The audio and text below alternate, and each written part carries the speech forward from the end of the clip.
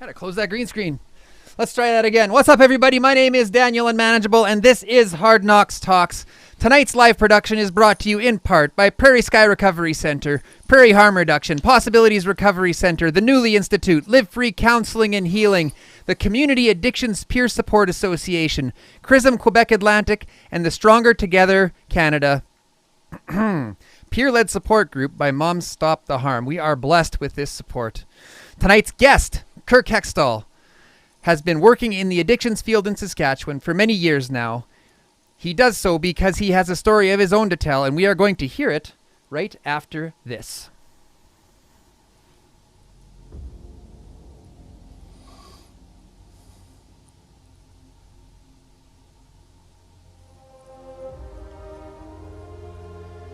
Right. I spent 23 years living in addiction. 16 of those years, I worked as a Red Seal tradesperson in Saskatchewan and Northern Alberta. During that time, I made many mistakes and took more than a few hard knocks. I went from tradesman to business owner to hiding from gang members and dumpster diving. But with that lived experience, I've decided to try and make a change. I've dedicated my life to raising awareness and promoting change in the fields of substance use and psychological health and safety. So join me and my guests as we take off the blinders around mental health in our communities and at work, and shine a light on what's working and what's not working in the fields of mental health and occupational health and safety. I'm Daniel Unmanageable, and I'll be your host, and this is Hard Knox Talks.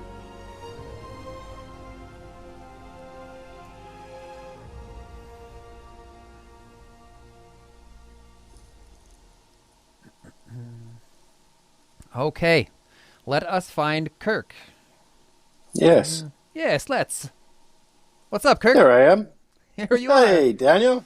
And How are everyone you? watching. I'm Yeah. good, thanks. Yourself?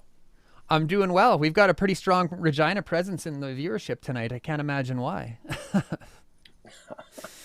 Yeah. Well. Is there anything that you'd like to say before we get started tonight?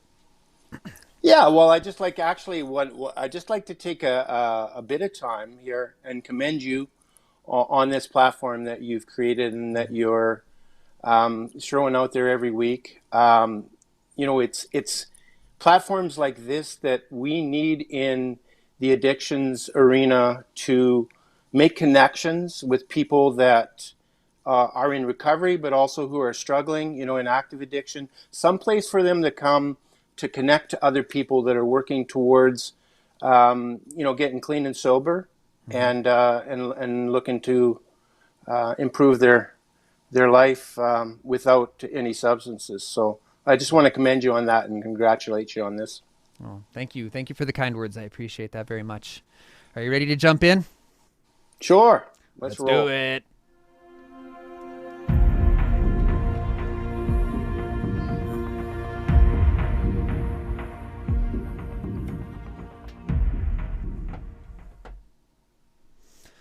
Okay, so why don't you tell us a little bit about what it was like growing up?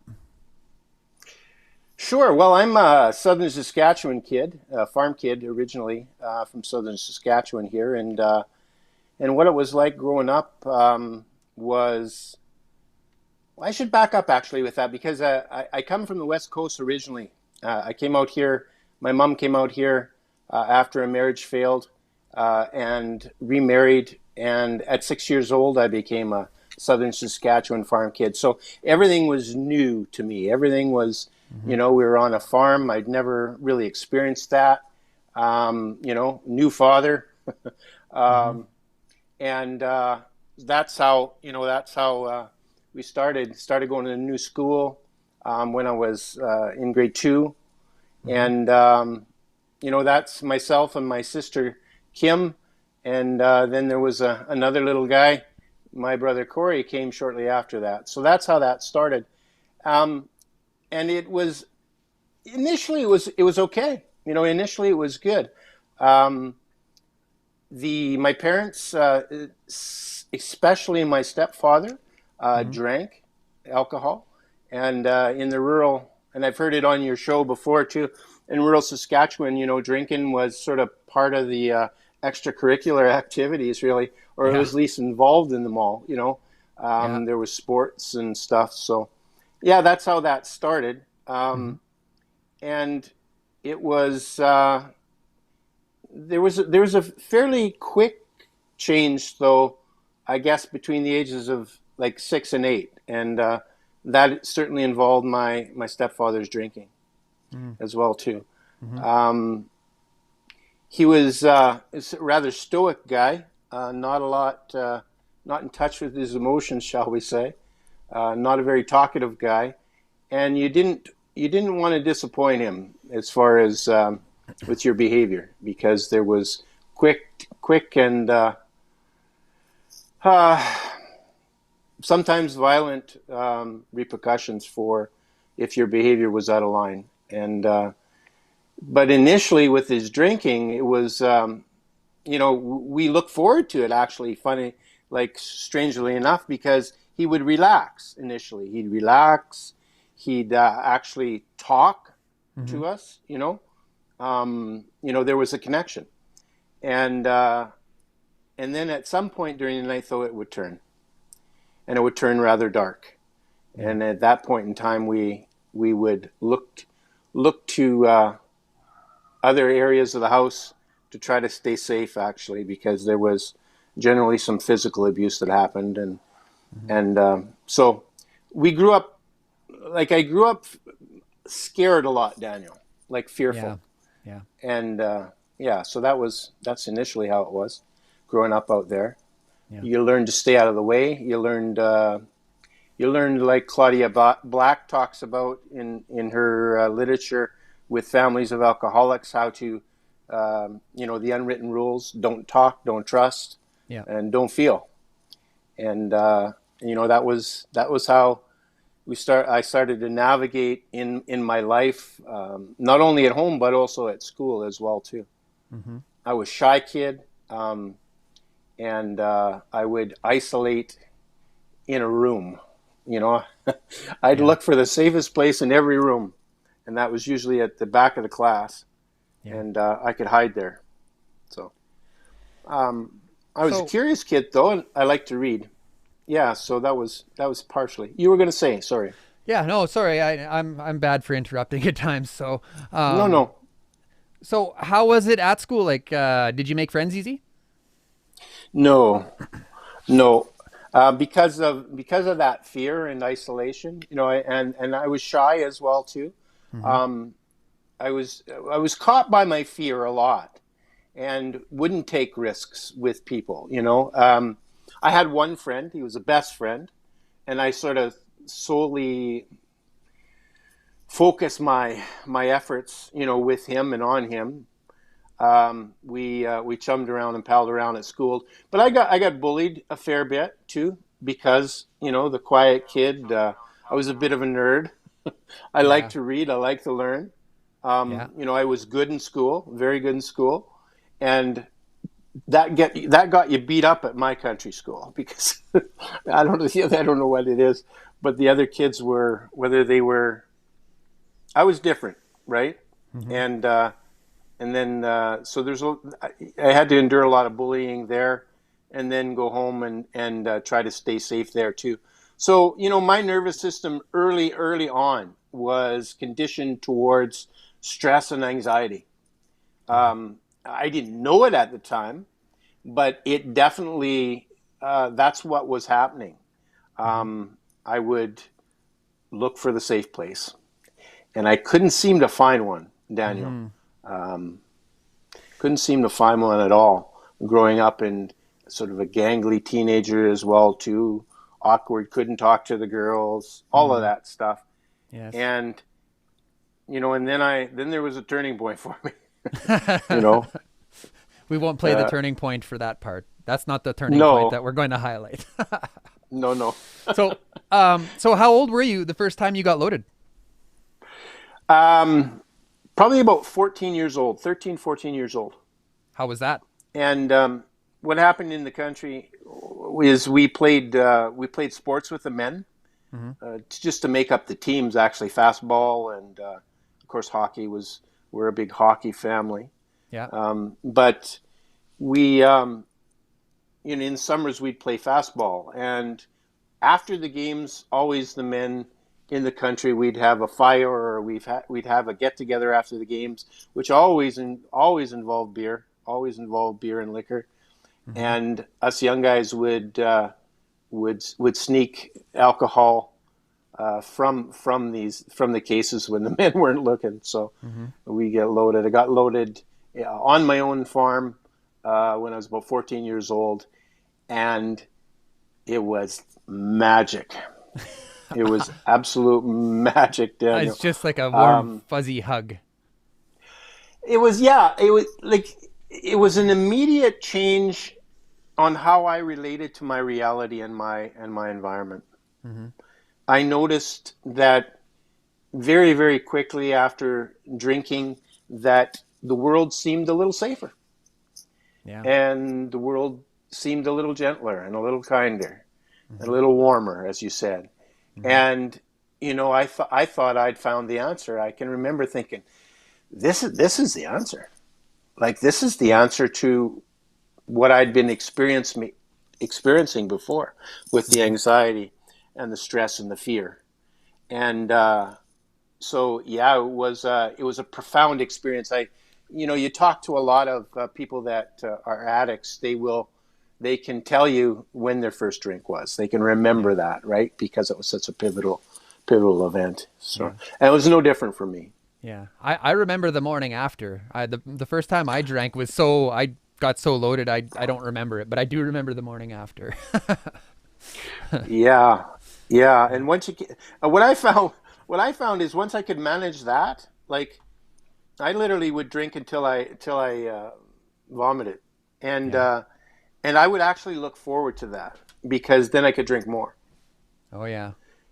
And it's kind of a strange thing to say, but that was my experience. I Mm-hmm. I would um, I would do that, and started sneaking liquor at home as well too. The old man had a liquor cabinet, and so did Mm-hmm. the same old drill that we hear on here a lot of the time, sneaking alcohol and then refilling it with water to make sure the levels, because he would keep a track of the levels for sure. He knew. Marker Yeah. lines on the bottles. Well, you just try to eyeball it as best you could, I guess. Like, Yeah. Yeah. but yeah, so there was that, and the as I grew up and grew into a teenage stage, Mm-hmm. the violence escalated with him. His addiction and alcoholism actually started to increase the amounts. It was every weekend, and then when he did get intoxicated, the violence increased, and so it was not a great time at home. Mm-hmm. A lot of psychological trauma and physical trauma as well too. I didn't see it as trauma at the time, but it definitely I learned to try to stay out of the way. Yeah. I would come home on the school bus, and the first thing that I would do is when I got into the house is we had a big 2-story old farmhouse, and I'd run up to the highest point of the building and look out the window and locate where my father was, because then I could start my strategy on how to stay out of the way. Wow. So there came a time when you actually got kicked out. Yeah, yeah. Yeah. Actually, what happened for me is June 30th of my grade 12 year, Mm-hmm. the bus brought me home as normal, Mm-hmm. and he walked in from the farmyard, walked upstairs, Yeah. and said, "Pack your bags and be out of here before it's dark." And that was my introduction into the real world, shall we say, or the Yeah. independent world. So what was it? My mom. Like What's why did he that? why did he kick you out? That was it. I guess I don't know. I'm not sure. I guess he felt his obligation to me, like supporting me, or my time there was done. I was an adult now, grade 12, done deal. Pack your bags and be out of here before it was So before sundown. no discernible reason, no this is the last straw, just that's it? Well, Well, he had not really. No, there was no last straws. It was just one big straw. Like that was the deal. He. I think there was some family dynamics where. I mean, I was a stepchild, right? And he had two sons of his own, naturally, with my mother. And so, but yeah, that was it. His obligation was over. Get out and make your way. So my Hmm. mom gave me $20 and put me on a Greyhound in Glenavon, Saskatchewan. Told me to go to Regina, the big city lights, and if I needed a place to stay, I could probably go to the YMCA and get a room and get a job.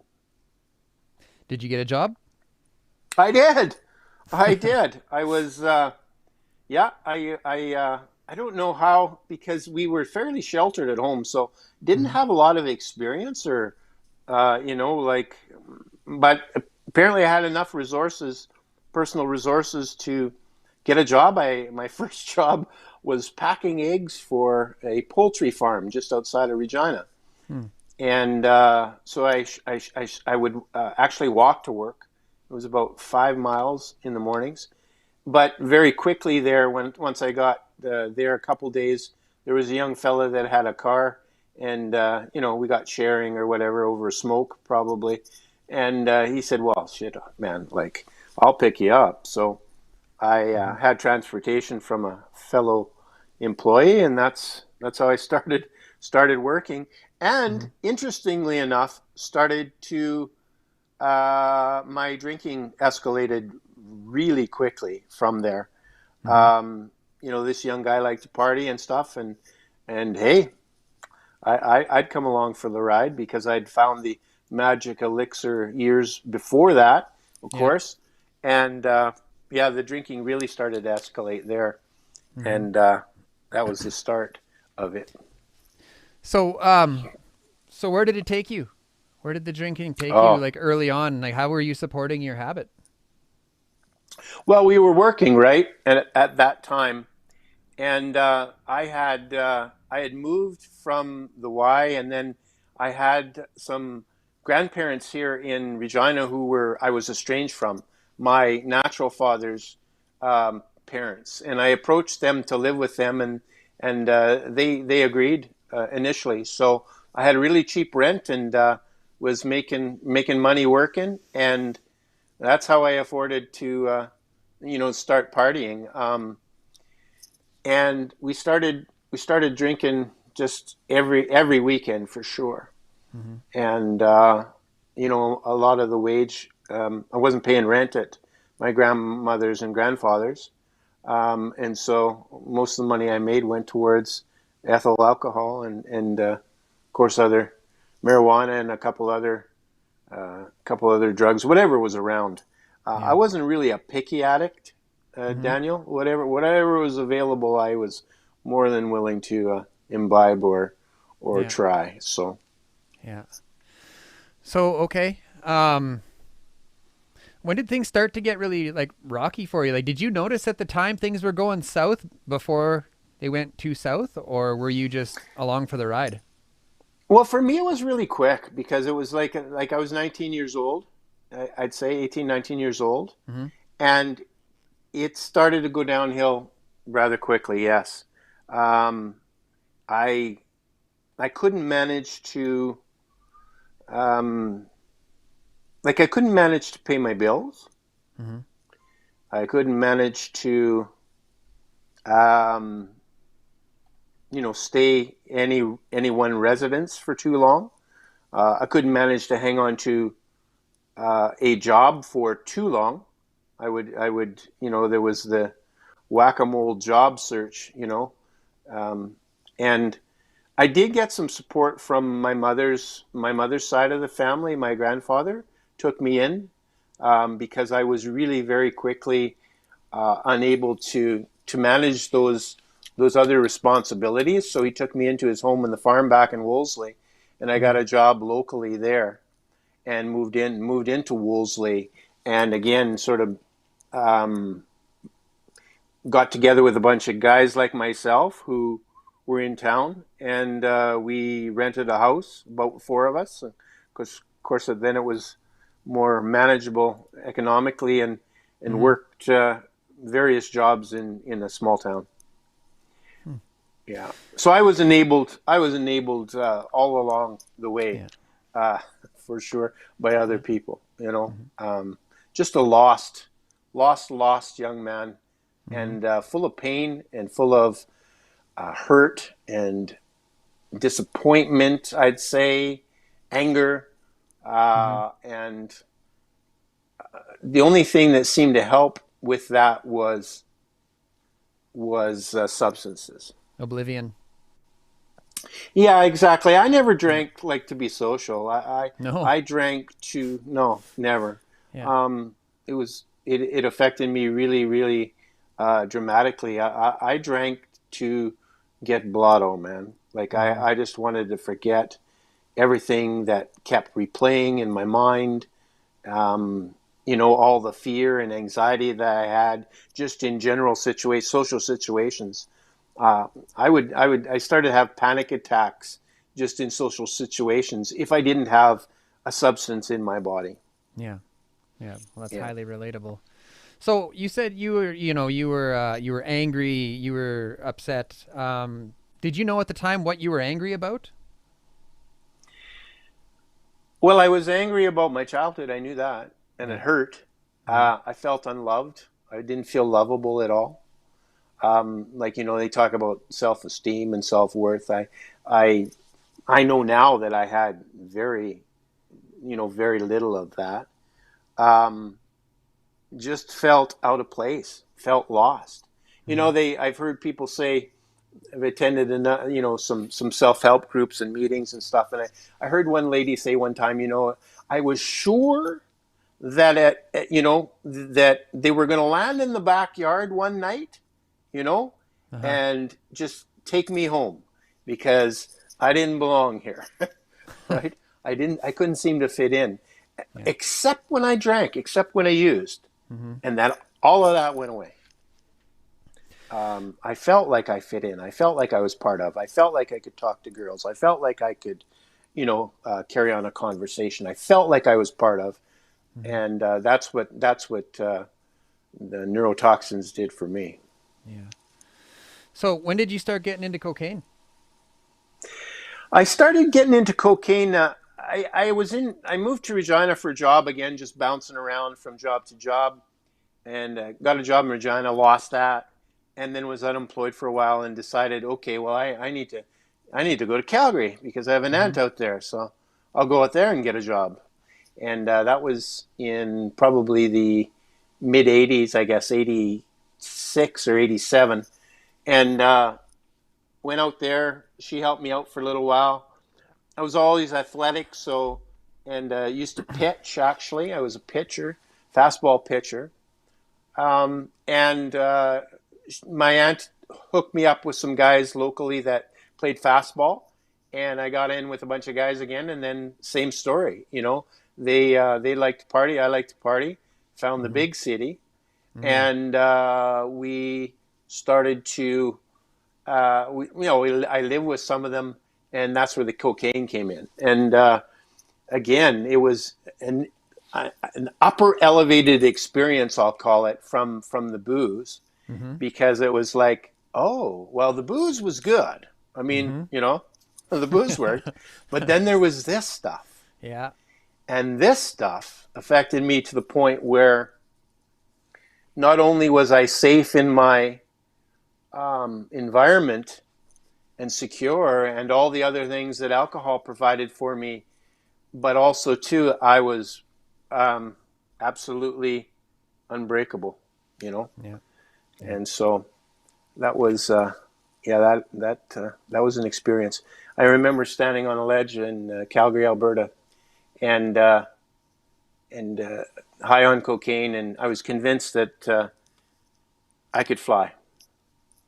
And I don't know what happened. I think one of the guys, Jeff, that I lived with, grabbed me and hauled me off that ledge. So I was fortunate that way.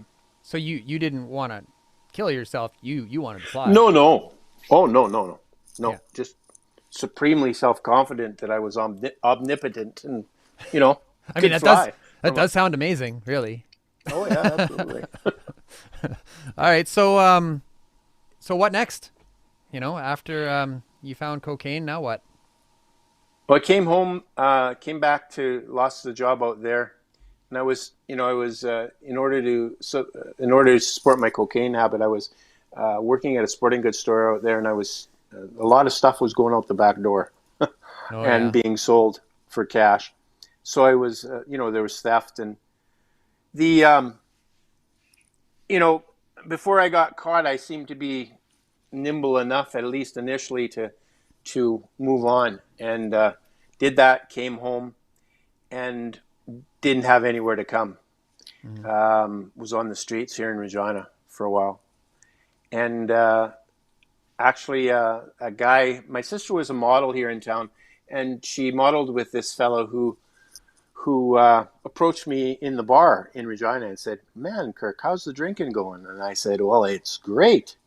And he said, "Oh, well, that's good." He said, "Because that's not my story. That's what happened for me was, it was a problem for me." And I immediately sort of made a connection that, Mm-hmm. okay, well, no, that's truthfully what was going on with me. And that was my first introduction. And so he was the first guy that I phoned when I was shaken on the couch, withdrawing from ethyl alcohol, saying, "Bill, I need some help with this drinking stuff." And he said, Mm-hmm. "Well, cool. I'll be there in half an hour. We'll go to a meeting." It's So, it uh, coming from the program such as I do. I think it's incredibly amazing that the guy that 12-stepped you, his name is Bill. I just want to make yes, sure it is that's sort of pointed out ironic, to isn't it? everybody. Yes, it is. Yes. Yes. Okay, well, tell us, how was your first experience in the program? Walked into the room, what happened?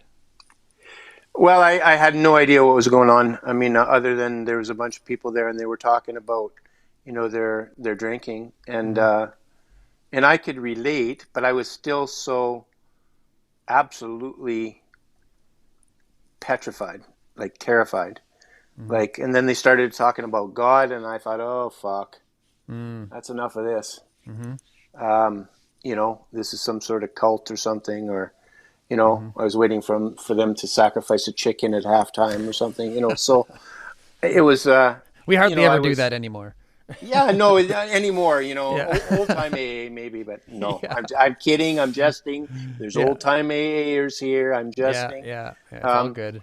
but no, I felt welcomed, and I hadn't felt welcomed anywhere, Daniel, in a long, long time.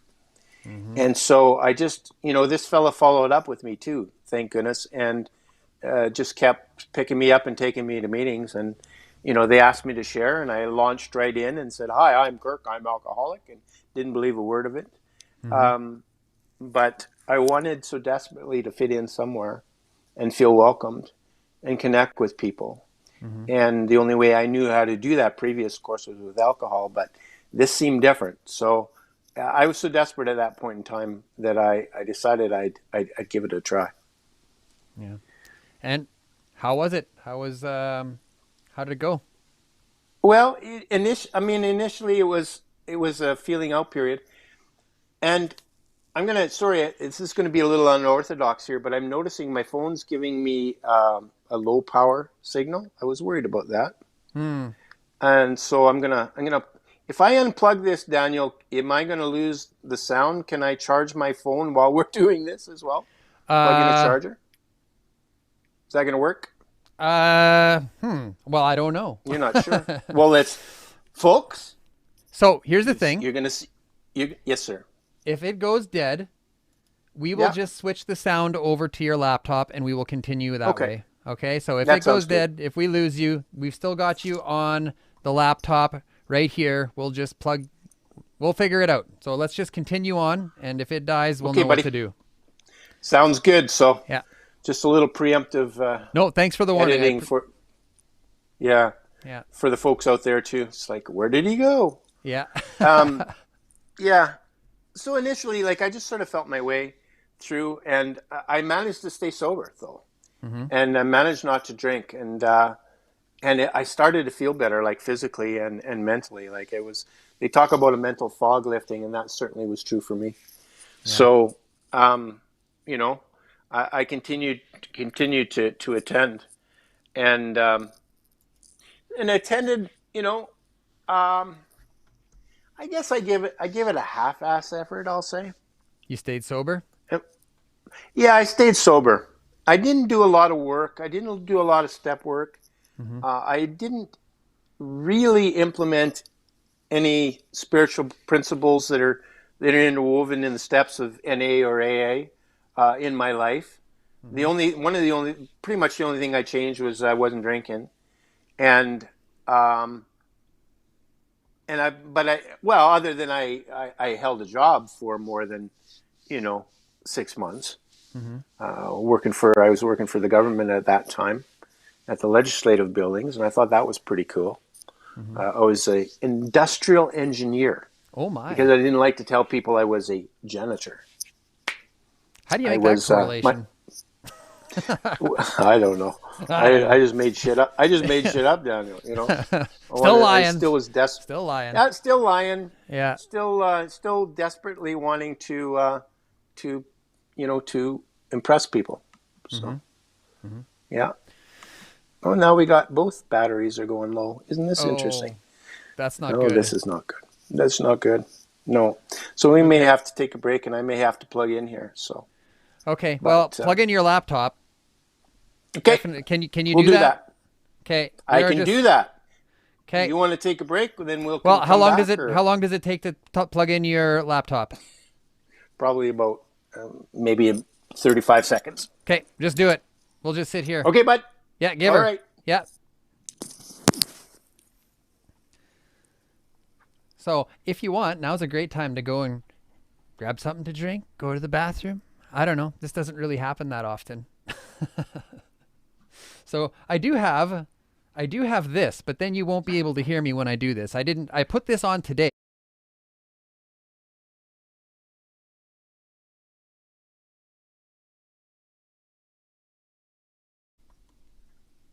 But you can't hear me when I do that. So we're just going to do this for a minute here, and then we'll be back.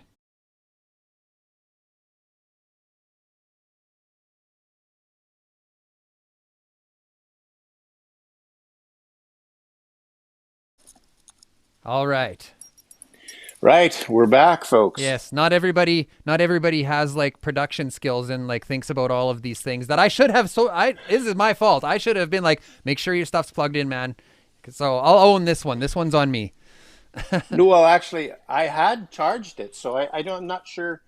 With these devices, I had charged my phone and I had charged the laptop. So the miracles of live streaming, man. Miracles of live streaming. Yeah. So so apologies. Oh, it's okay. So anyways, where were we? What's next? You were sobered up. Yeah. Yeah. Working for the government, not doing a lot of work on myself, not taking a look at the demons in the basement. Mm-hmm. But attending meetings, staying sober, and and holding the job. And so about, I guess, year 7.5. Oh, you meet girls in AA, by the way, too, Dan. No, you don't. You do. Oh, I know. You do. Yeah. Yeah. So how did that go? Tell us all about the girls. Well, I married my first wife, actually. Married. She was in AA as well, too. Met her at meetings. Mm-hmm. Had a son with her. It didn't end well. She passed away here a number of years ago, probably 20 years ago, I want to say. She died from the disease. I had to. There was a bunch of violence and from her. That we, family violence that we dealt with. I was stabbed and stuff. So it wasn't your regular love story, that's for sure. She passed away, and married again, and another gal from AA. So the thing is, and I'm not totally personally against. Dating in AA, I mean, or NA, but like, I know myself, if like I hadn't done any work on myself, so Mm-hmm. I was just simply transferring, dependency from my drugs of choice to women. And I was looking, and I can say this today without shame or guilt, I was looking for somebody to take care of me, Daniel. Mm-hmm. That's what I was looking for. Yeah. And there was a couple volunteers, Hmm. but it didn't go so well. Mm-hmm. Okay. So, I mean, what next? You got about 7.5 years in. There was Yeah. a relapse. Yeah, 7.5 years, relationship again in the program that I had broken up, and Mm-hmm. I decided that it was going to be a real good idea to move to um, northern Alberta, Saskatchewan, Alberta, Lloydminster, Saskatchewan, Mm-hmm. and work on the oil rigs, because making money was what was important. Mm-hmm. Um, Stop going to meetings, like the old story that you hear. Yeah. So there was no supports anymore from people that did attend self-help groups, um, and a bunch of pain and disillusionment. Still sober, Yeah. but moved up there, and of course there wasn't a really healthy environment, I'll say, for sobriety. Mm-hmm. You may have some insight on this too, as well too. Like, it's not, camps and stuff like that. They aren't necessarily the hotbed of mental health. So, Yeah. but No, they're not. and was still sober, and the boys would come home, and we'd sit around in the apartment at night, and I'd drink Coke and they'd drink whatever. And then Mm-hmm. one night they asked me, Kirk, do you want a Coke or do you want a Sprite? And I'd say, no, I'll have a beer. Just boom. Just like that. And just like that, Mm-hmm. no thought, Mm-hmm. and drank that, and that started the merry-go-round again for about 3 months. Yeah.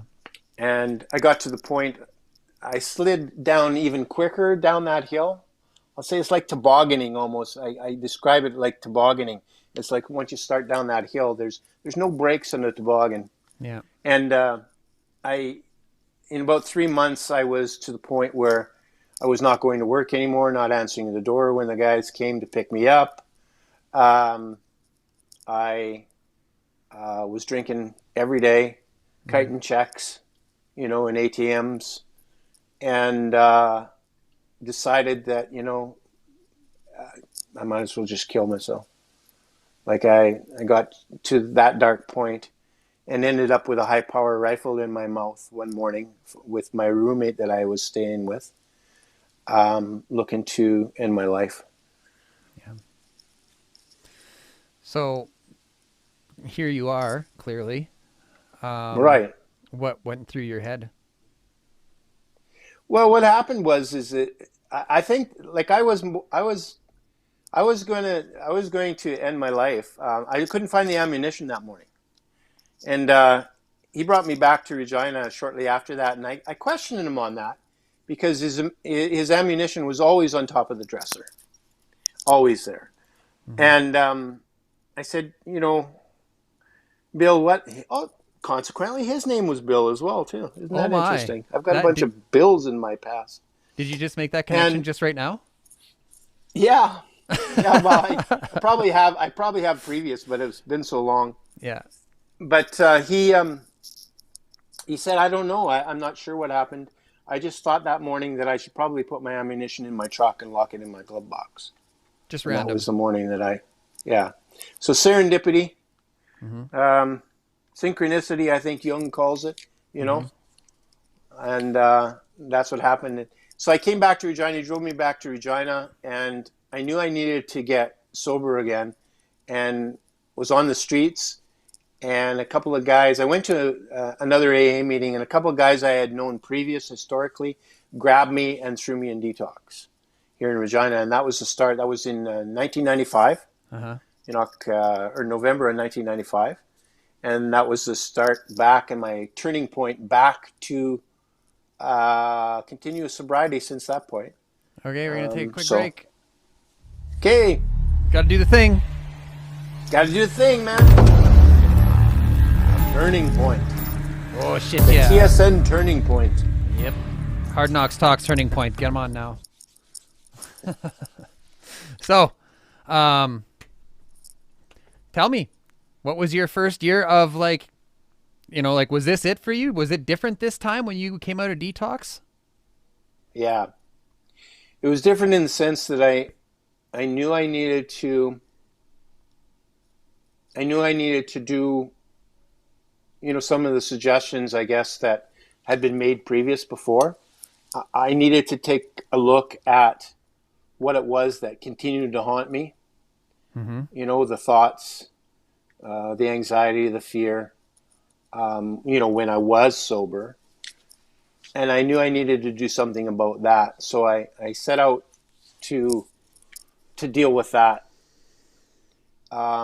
Within again, recovery groups and step groups and stuff. So that was the start of that.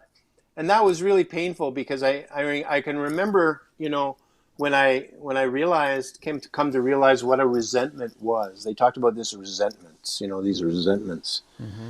And I remember when I found out in a step group that a resentment was essentially a refeeling. That the root word, I think it was a Greek root word, senti, which meant feeling. Mm-hmm. And I put it together rather quickly that would mean that I'd have to refeel through some of the stuff that haunted me. Mm-hmm. And I ran out of that. I can remember running out of that, the basement. I think it was the basement of a church, of course. And running through central, like the park downtown here in Regina, and hearing this voice going, "Hey, Kirk," calling out to me as I'm running. And I didn't even know where I was running. I was just out. Like, I was full of fear again with this realization.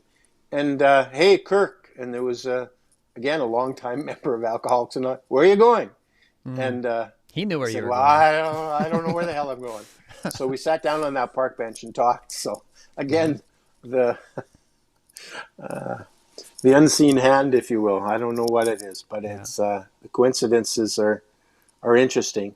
Mm-hmm. And managed to work through some of that stuff. So and then another marriage, sober, within Alcoholics Anonymous. I met her, and we tried to raise my son. My son was with his mother, and it was a real bad situation. It was active usage, neglect, and I got my shit together enough to be able to provide more stable home for him. When he was about 5, I got him, and he came to live with us full time. Mm-hmm. So that was a blessing. That's one of the things that I'm really grateful for in regards to my sobriety, is that I could provide a safe place for my son to grow up. He struggled as well too with some of his addictions as well too. But we made a home, and he was safe for some of his formative years. So I'm very grateful for that. Mm-hmm. And then moved on in sobriety, if you will, different jobs, selling, and then 2009 was a second turning point, and we'd been joking about this off before the production, and We're not doing it again. You get one. You only we're get not one. doing it again. So yeah. so we need to reframe this. It wasn't a turning point. There was a significant happening. 2009, I was in a serious car accident and broke my neck, multiple places between C4 and C5. Had temporary paralysis on my left side, and so I couldn't work. I was buggered up bad, and was off work for about 5 years. And within that time, of course, working in rehab, surgeries out in Calgary, Plains Hospital, they did a full. I had a complete nerve avulsion at C4 and C5. You get to know your anatomical definition in medical terms really well when you break your neck. And they Yeah. did a complete nerve.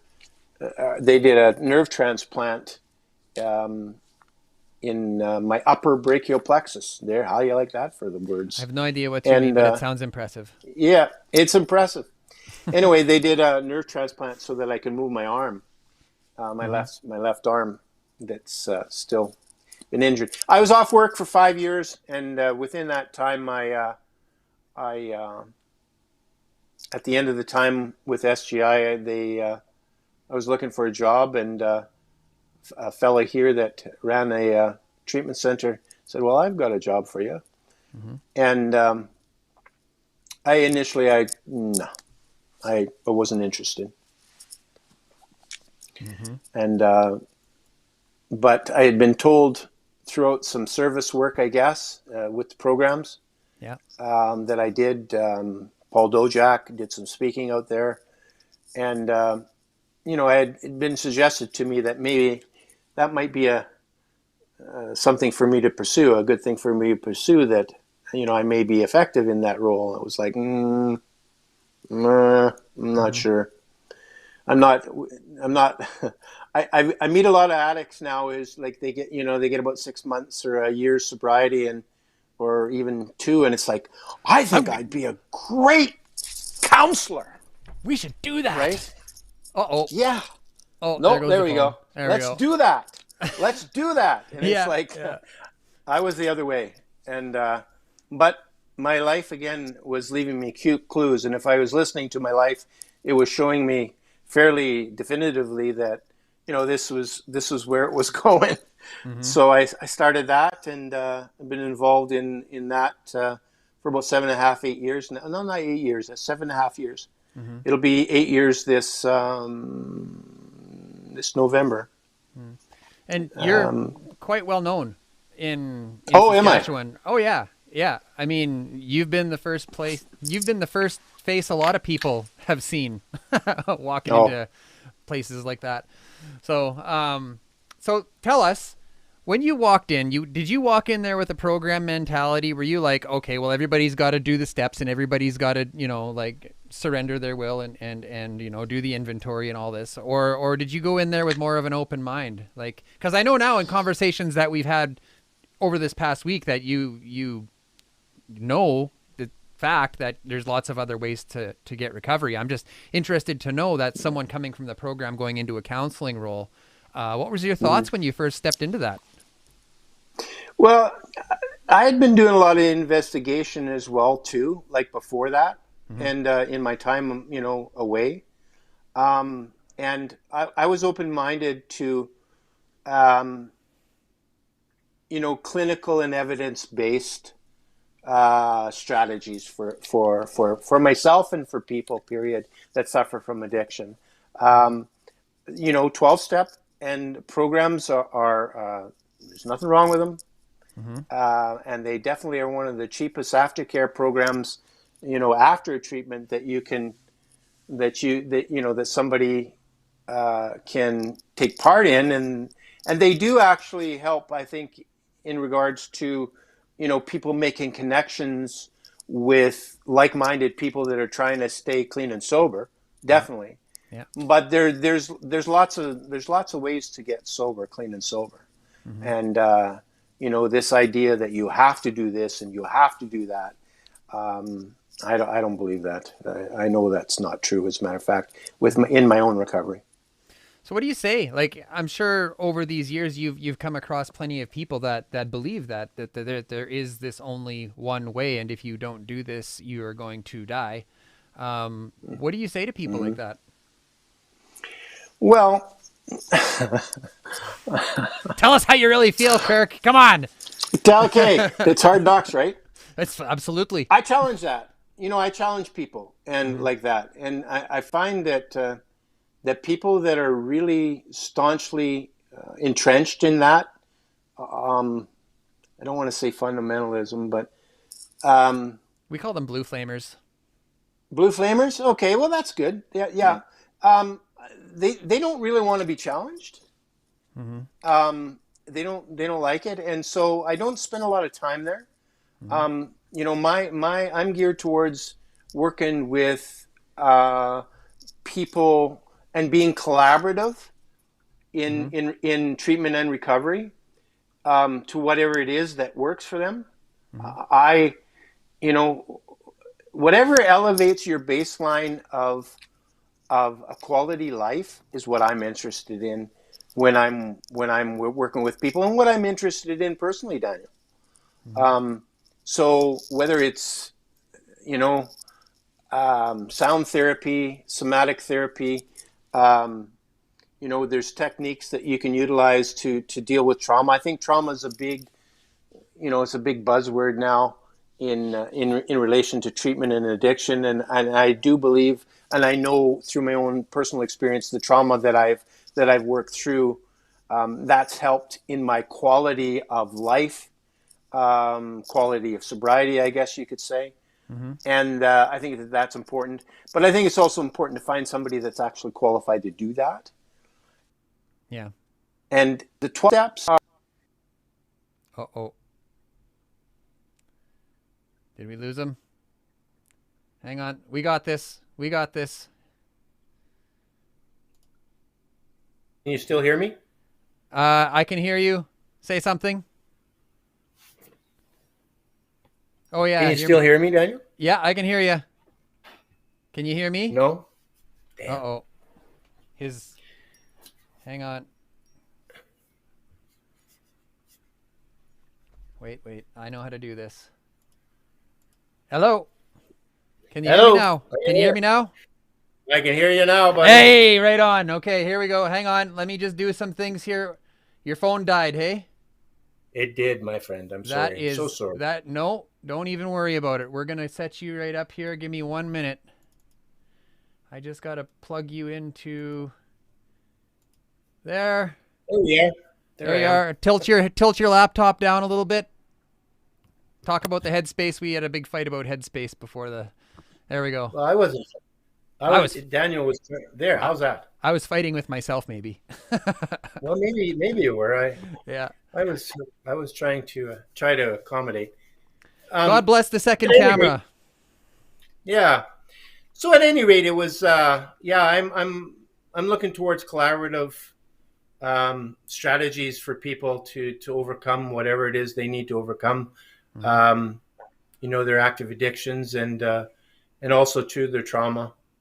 So open-minded. That was a long-winded answer to your question. So, yeah. Okay. So, hang on now.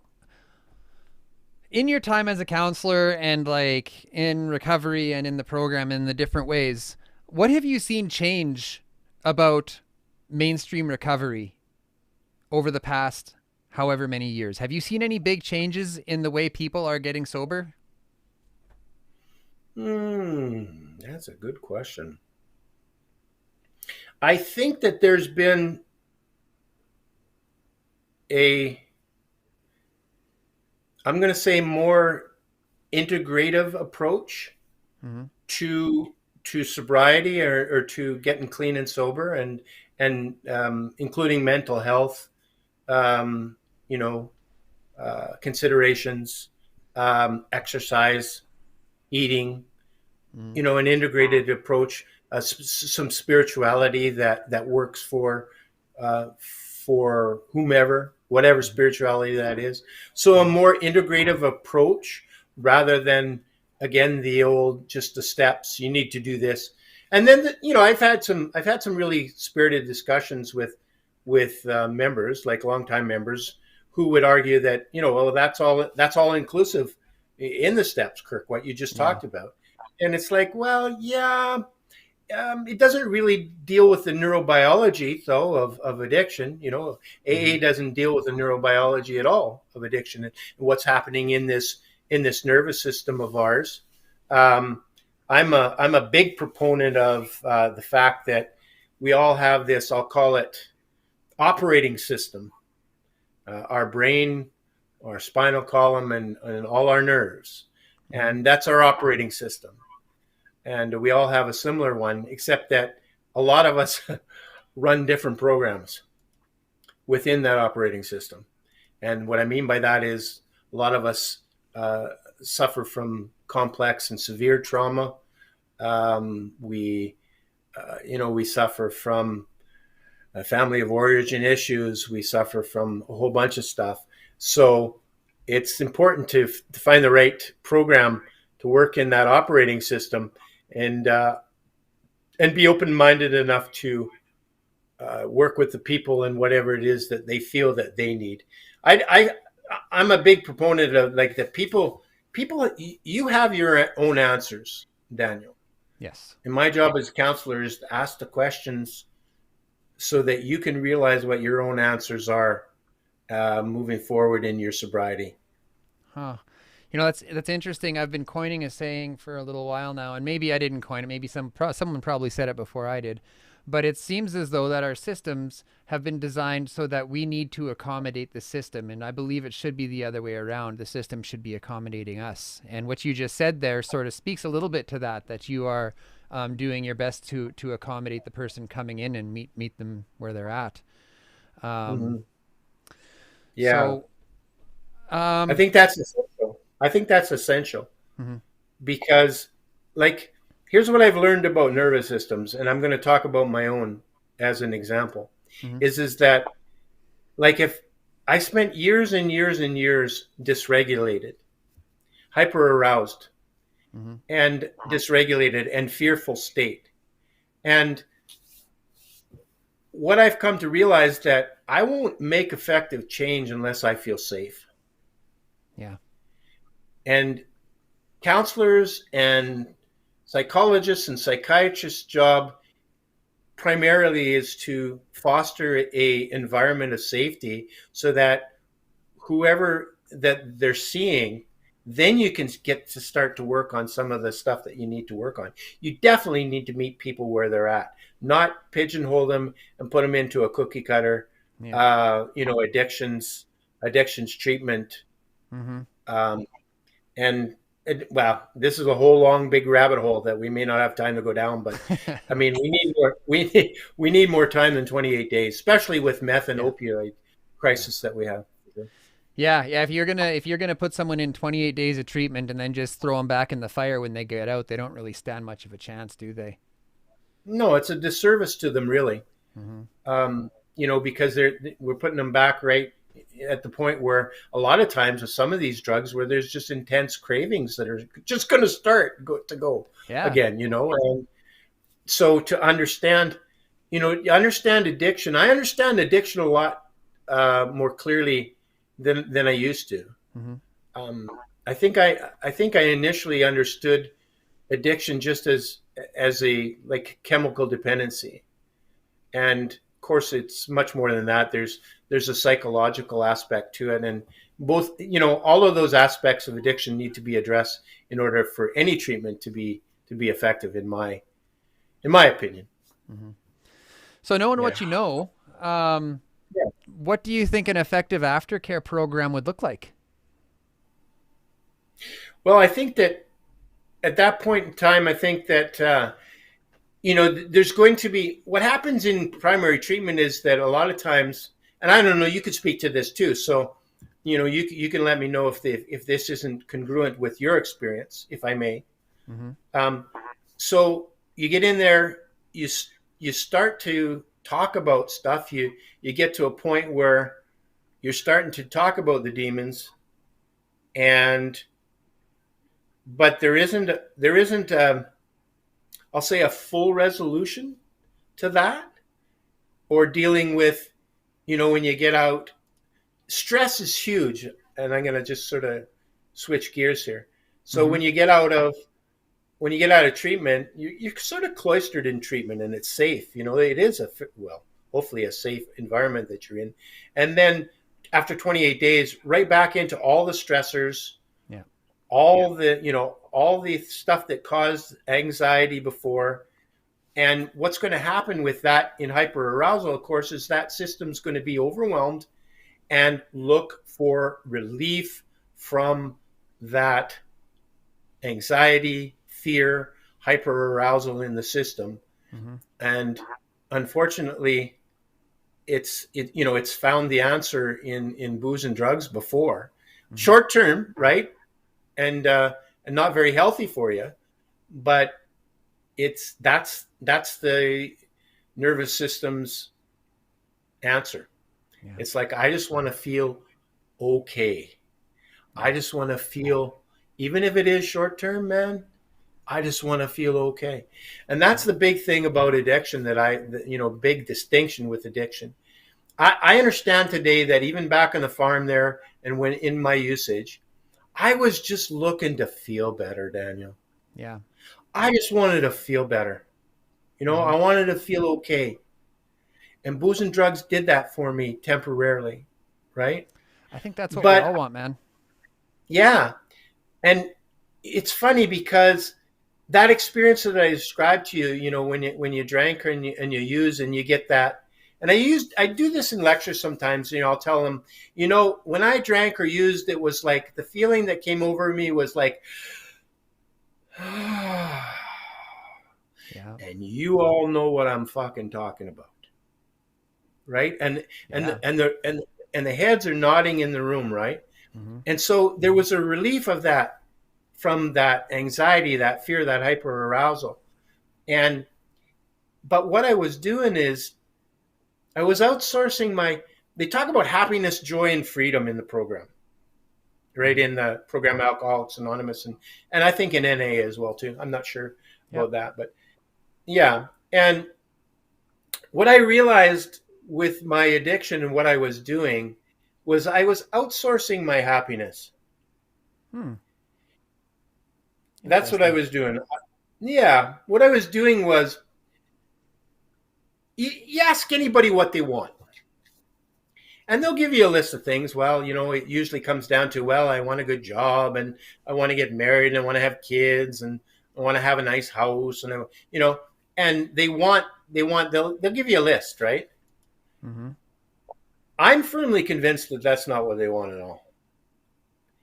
I'm firmly convinced that they think that those external things, those external possessions, will give them internally what they want, peace, which is happiness, joy, and freedom. Mm-hmm. See, what's important to us is the internal, but we outsource it constantly to the external world, thinking that it's going to make us happy. Now, short term, a nice new black truck. I saw a really nice green one today. Like, I swear to God, Yeah. that'll make me happy for like a month, for sure. Absolutely. Yeah. Yeah, short term. Yeah. Short term, and it will. Mm-hmm. But abiding, long-term, contented happiness, joy, and freedom is, I'll say, happiness is an internal state. Yeah. And therefore, I believe, cannot be dependent on externals. Mm-hmm. So what I need to do is learn to cultivate an internal happiness, joy, and freedom, not dependent on the externals. And any time that I take a drink or a drug, I become immediately dependent on the externals again. The external drug, my neurobiology changes, my dopamine level spikes, 100 times more than it's normally supposed to be operating in, and I become immediately dependent on externals. And so this, I've been continuously sober here now, I guess, for 26 years.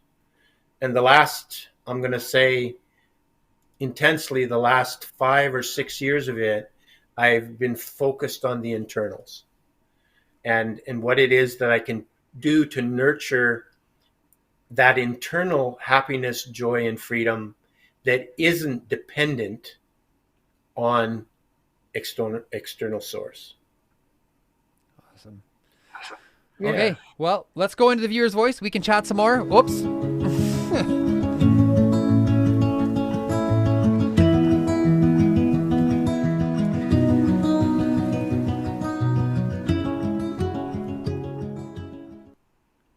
pressed the button too quick. Oh, that's okay. Yeah. We've had a night of that, haven't we? But it's been enjoyable. Oh yeah, no, we have a great time. There's all sorts of glitches and stuff. Screw it, let's do it. So, That's what makes it authentic and real. I love it. Hard Knox Talks. Okay, who do we got? We got Raven. What's Raven got to say? Raven says, I thought it was funny as a recovering addict. We talked about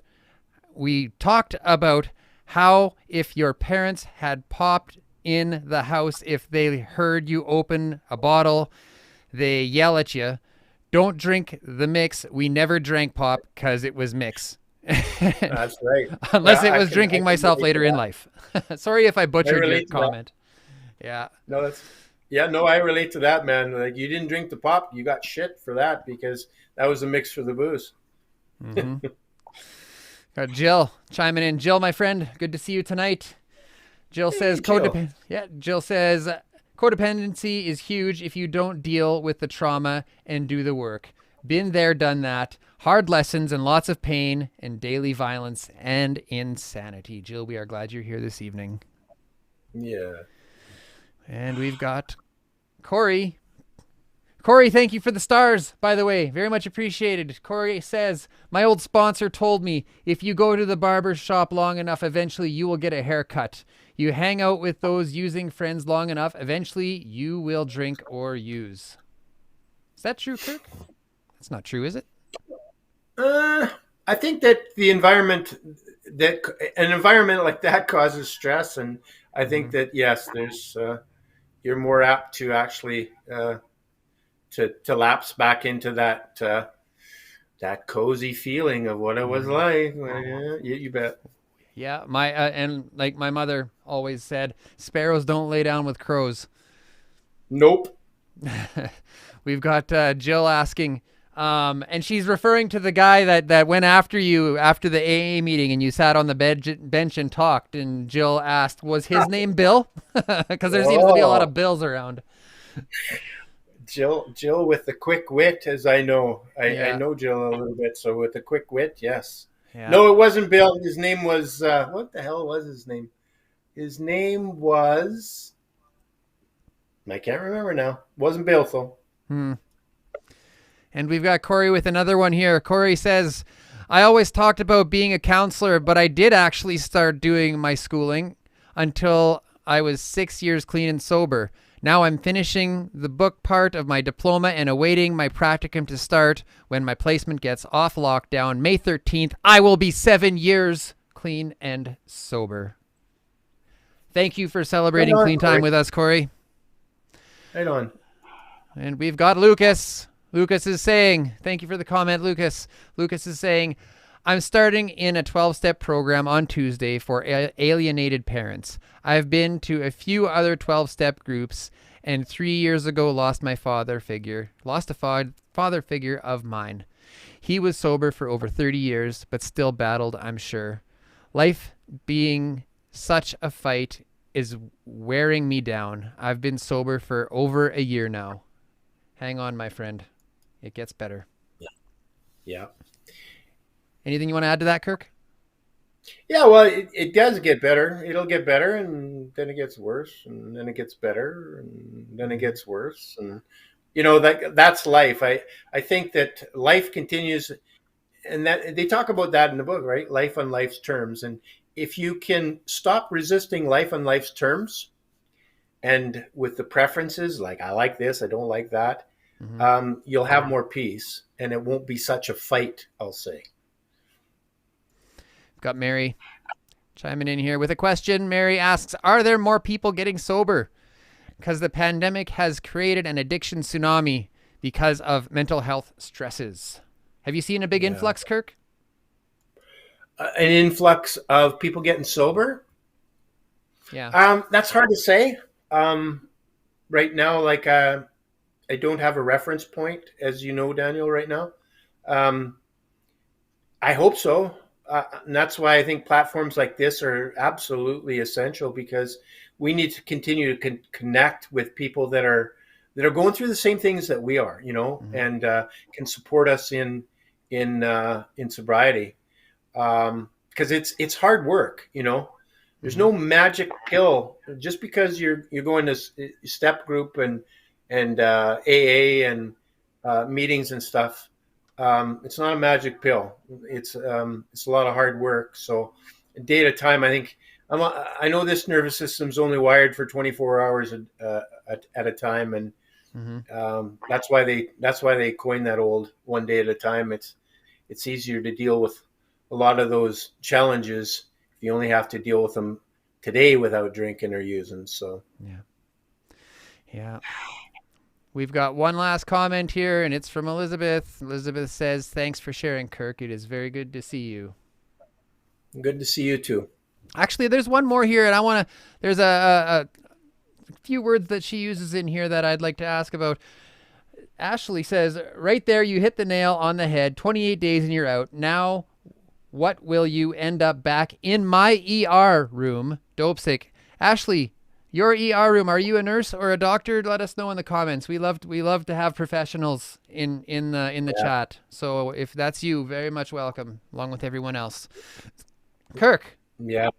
Thank goodness. Yeah, thank goodness. And thanks for what you've done over this epidemic and everything as well too. My wife's a nurse, so I have firsthand knowledge of the challenges that they've been through, and man, they're heroes. And we salute you. Thank you very much for what you do.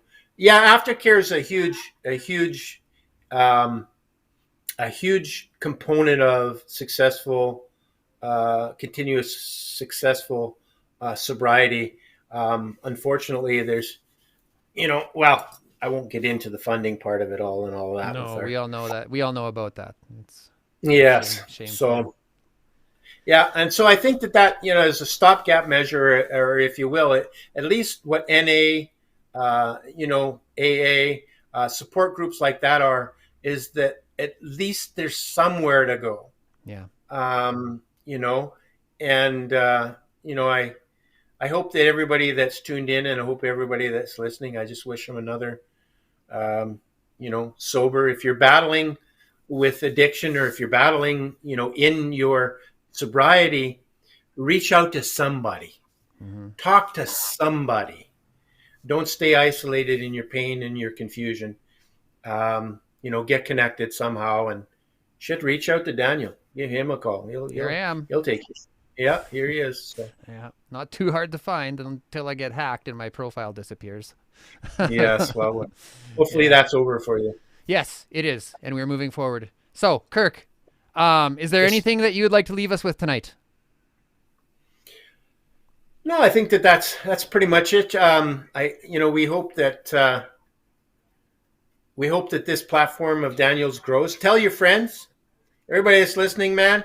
Thank you. Just give them plugs, because this is spaces like these, like I have mentioned numerous times now, but I'm going to do one more time before we sign off. It's spaces like these that we need to be able to come to together, whether you're 26 years sober, 1 month sober, 2 days sober, a day sober, someplace to come to connect to other people that are if you're still high.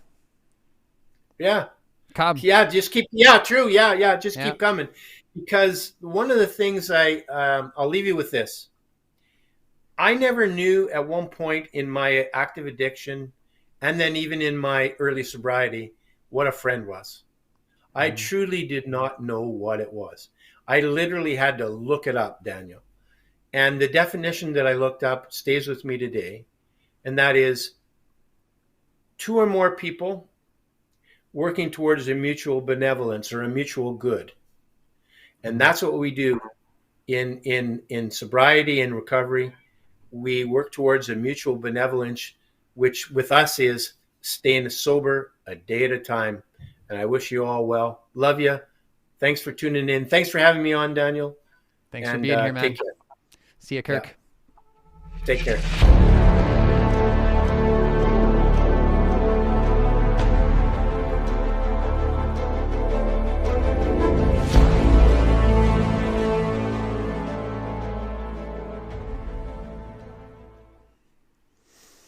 There's power in numbers. If you would like to contribute to ending the stigma around emotional pain, please subscribe to our YouTube channel. Follow us on Twitch, Facebook, and Instagram. Like and comment your thoughts on our posts. Let us come together with our lived and living experience as a resource that has the power to engage new thought processes, to promote new ideas, to broaden the spectrum of care, and to show the world that we can recover. There is a safer way, and we're here to show you how. Good night.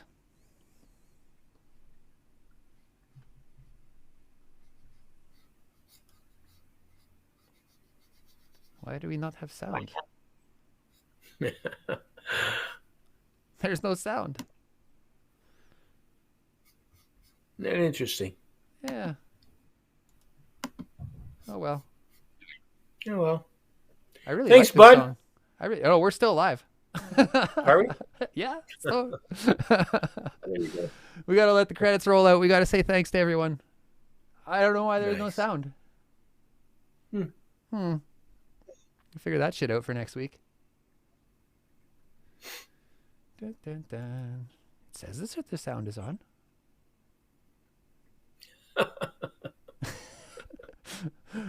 Okay. Good night, everybody.